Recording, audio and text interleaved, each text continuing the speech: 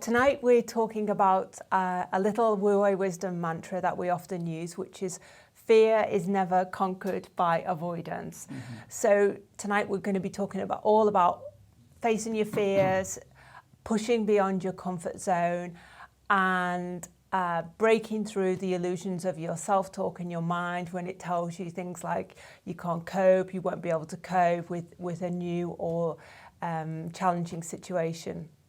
So again, as always, we've had loads of great questions from our Facebook group members and our clients who have emailed us. So David, we've got three, I guess, case study examples. Marie, who's a member of our Facebook group, has written into us and told us that basically she's got a real kind of red light feeling of fear around driving. She's been trying to learn to drive now for quite a while. She's had 6 lessons, but she's still absolutely terrified. But she really wants to overcome this and push through the fear. Amanda has told us that she is stuck in a situation whereby she's been working hard now for 2 years to get herself into a better financial position. She's currently kind of feeling the pinch financially. And because of things don't seem to have changed for Amanda, she very much has a kind of red light feeling of fear and anxiety that she's stuck in this position, and she really wants to push out of it and move to create a financially more comfortable lifestyle for her and her family, because at the moment the red light feelings of fear are having a negative effect on her relationship and also her emotional health. And then finally we've got Kevin's situation. Now Kevin is faced with a real dilemma. He describes that he's been in a relationship with his partner for over 5 years now, but he suspects that his partner is having an affair. So he has a red light feeling of fear, both with the prospect of confronting his partner about this, because he really loves his partner, really wants to stay with her. So he has the red light feeling of fear with the confrontation, but also he's concerned about the fallout of this conversation, this confrontation, and not being able to cope with what happens if they end up splitting up, and everything kind of related to that. So there's 3 really useful and relevant case studies we've got. So touching upon practical lifestyle issues, financial issues, and also emotional issues. So David, do you want to kick off by giving some thoughts on the topic in general? Yeah, well, I think this topic of feeling the fear is kind of a really core subject that I know in my practice we come to basically daily. So first of all, let's get the basics right. What is fear? So fear is a red light feeling. It's an emotional feeling. And when you use the word fear, what you're doing is describing the intensity of that feeling. And for a lot of us, fear is perhaps one of the most strongest feelings that we experience, a very powerful emotional feelings. So much so, a lot of my clients will say they perceive it as a tsunami that washes it away. And their first instinct is fight or flight. Yeah. And this is why this quote about avoidance. So instead of understanding fear and understanding there is a very profound spiritual lesson being offered to you when you experience fear, they're on their bike and they're off in the other direction, and they're missing the whole point. So first of all, we've got to go right back to Wu Wei Wisdom basics. Okay. Right. So you are the creator of your emotions, not the victim. So if you're experiencing any red light feeling, whether you want to call it fear, anxiety, depression, you are creating it. So get that clear in your mind. No one else is creating that feeling within you. You are creating it. Second basic, who is controlling or what is controlling your mind that creates that feeling? So those are the first 2 things you have to get set in your mind. And by doing that, you create this separation away from the feeling. Most of my clients are so sensitive. This intense feeling that they call fear washes over them, and all they can concentrate on, all they can talk about, all they can think about is fear, avoiding fear, when it's going to come back next, can they cope with the fear if it washes over them?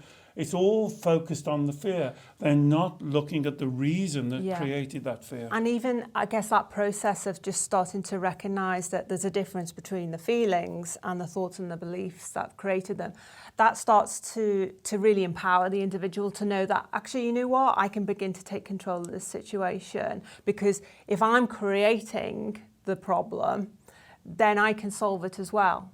Well, I'd go even farther. You're the only one that can solve it. And that really is, you have to take that responsibility. That once you take responsibility that you are creating the feeling, then you can think, well, it's in my hands now. I can't rely on anyone else.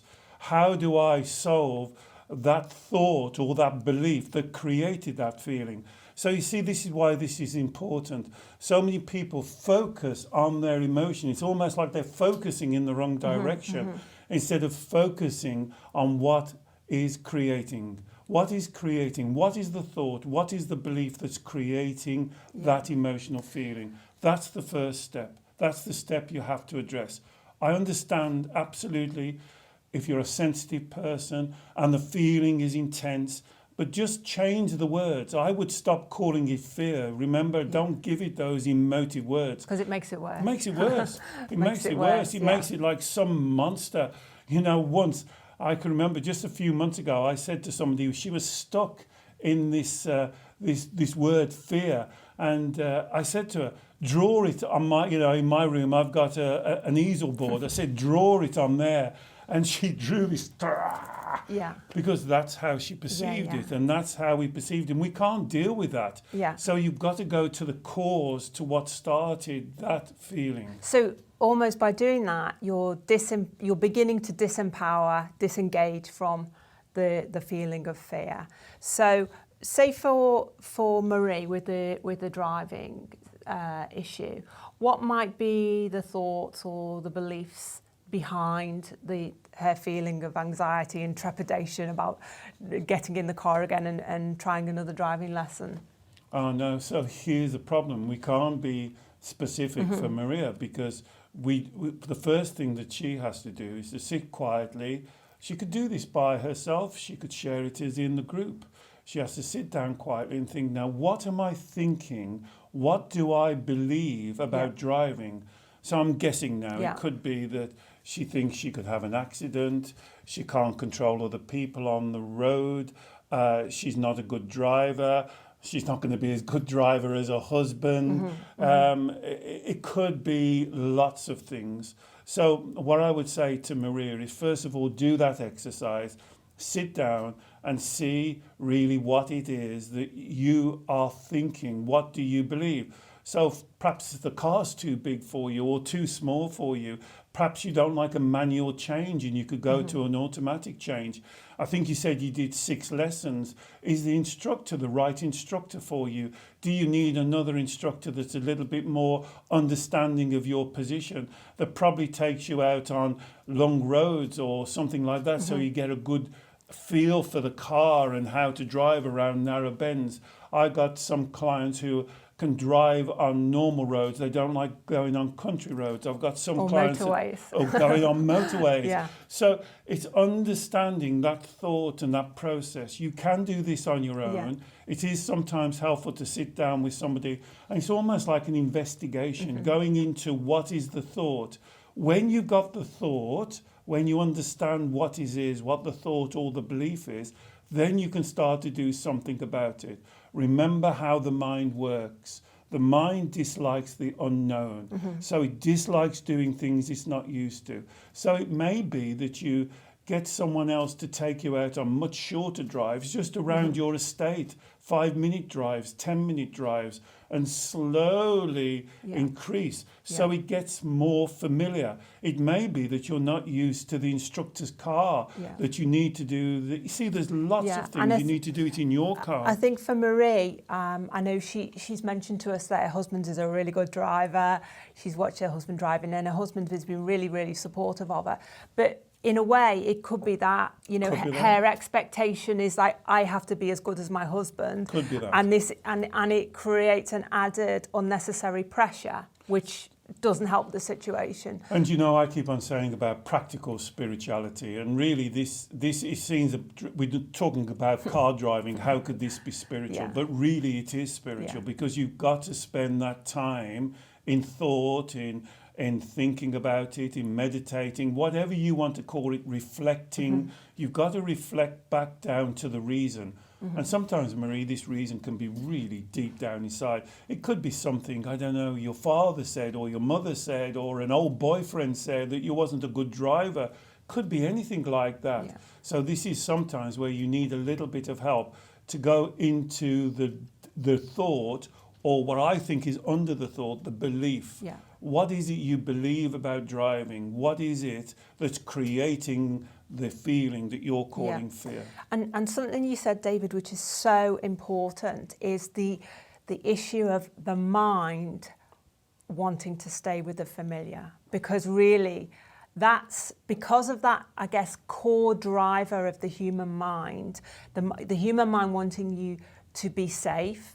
Therefore, it keeps you in the familiar, where your Shen and your spirit wants you to reach your potential. So to do that, it wants you to reach out, push out, try new things, learn new things, push through challenges. So if you allow your mind, your human mind, to drive you rather than your Shen, which is what you should be being led by, then you will always be stuck in your comfort zone.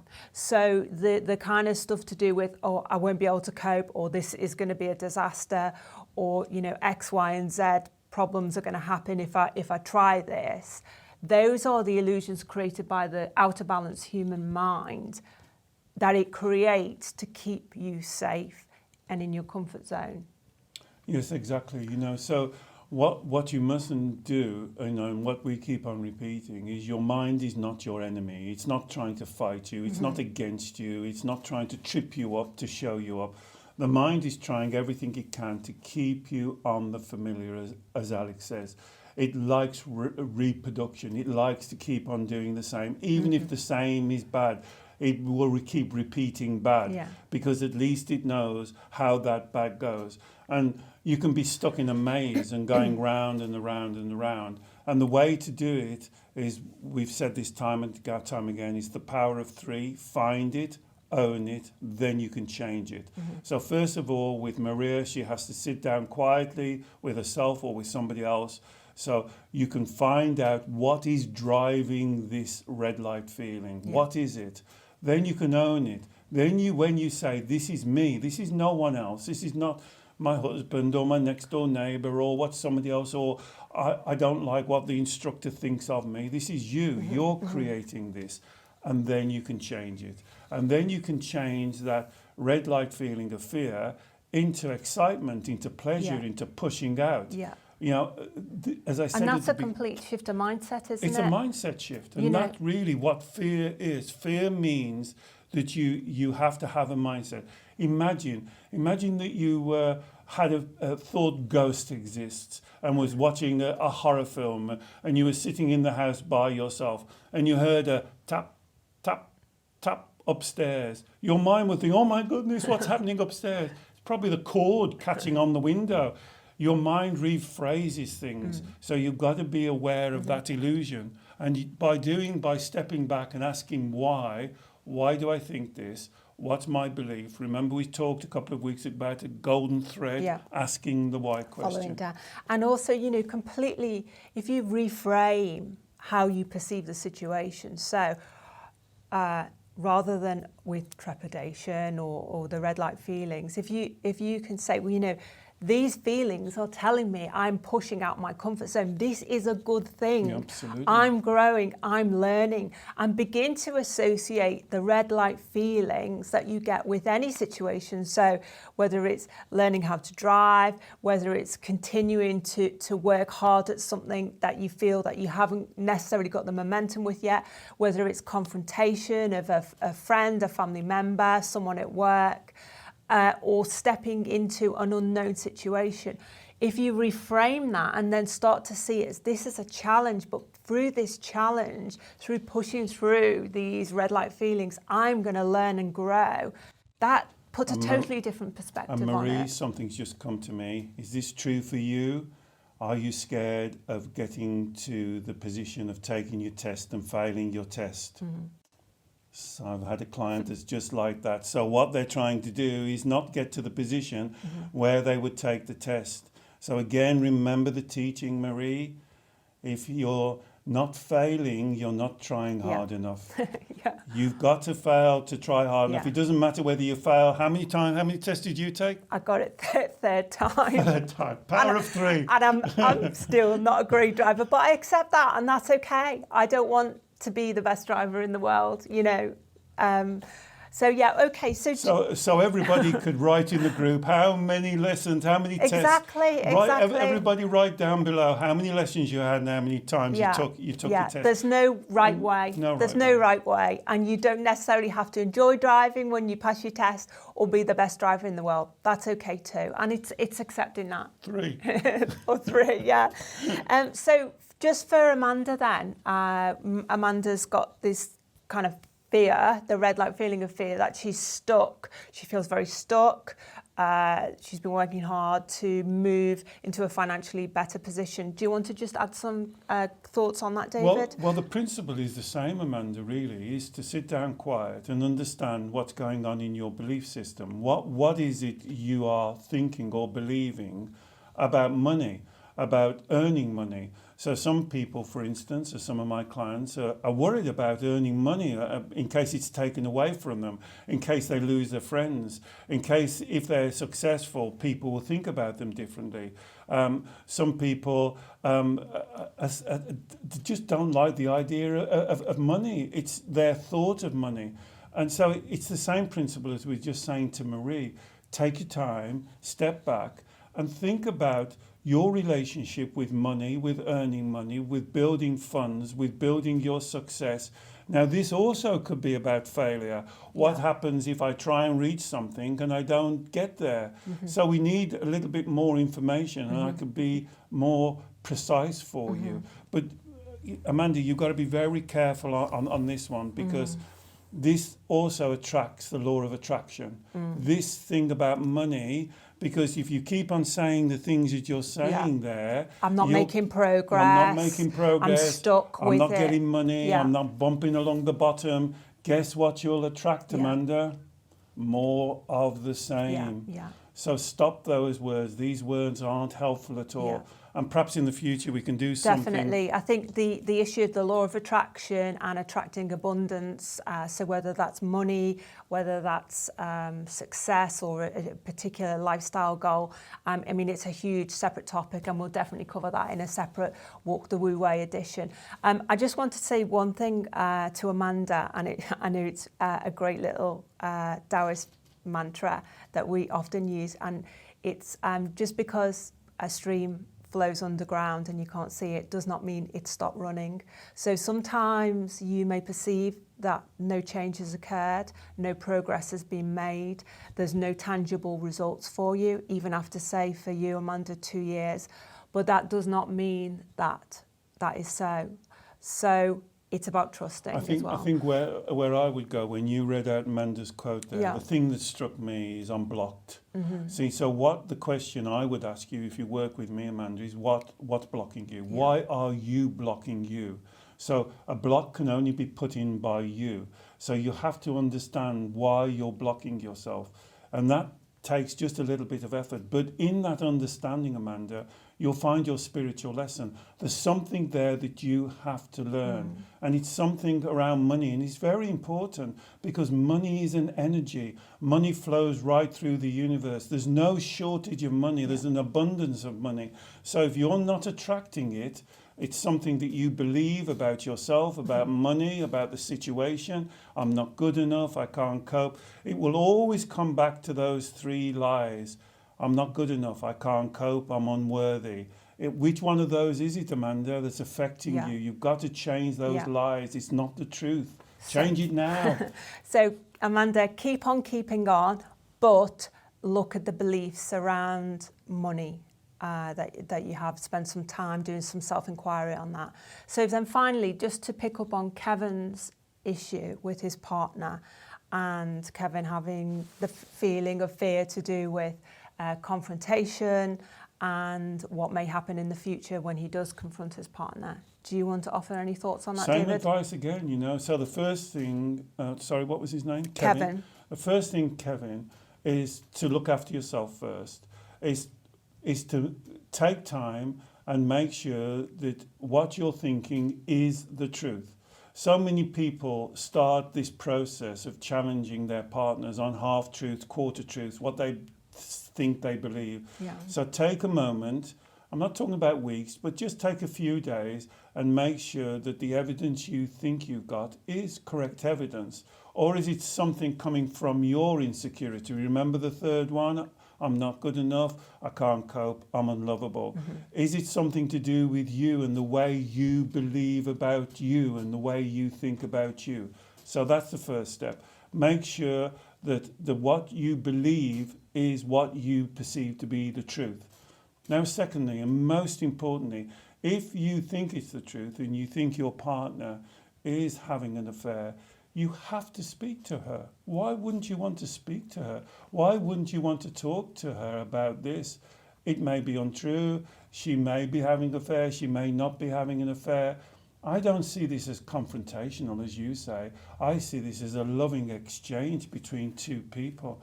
Now, what I'm going to say now, Kevin, it may seem very harsh for you, but this is what I truly, truly believe. Because if your partner is having an affair and your partner is in love with someone else, she should be with that person. She shouldn't be with you if she shouldn't love you. You deserve more than that, Kevin.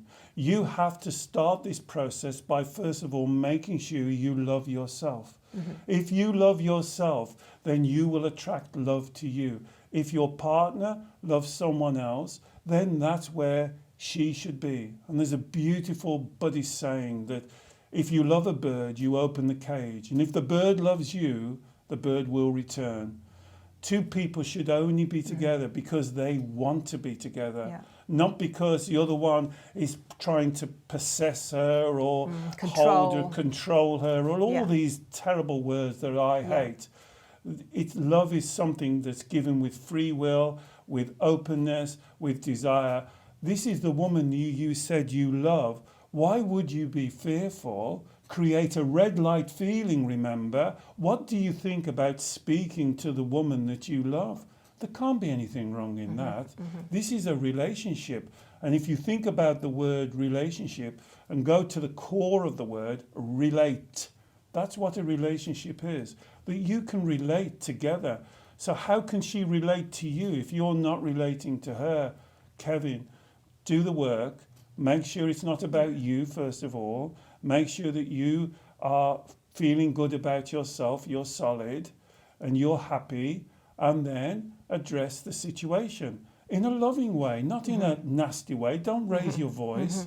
Address it in a loving way. This is a loving situation, and any relationship will go through their ups and downs, twists and turns, and the thing that gets you through is relating, conversation, talking. And I know men have difficulty in this, but we've got to learn to talk.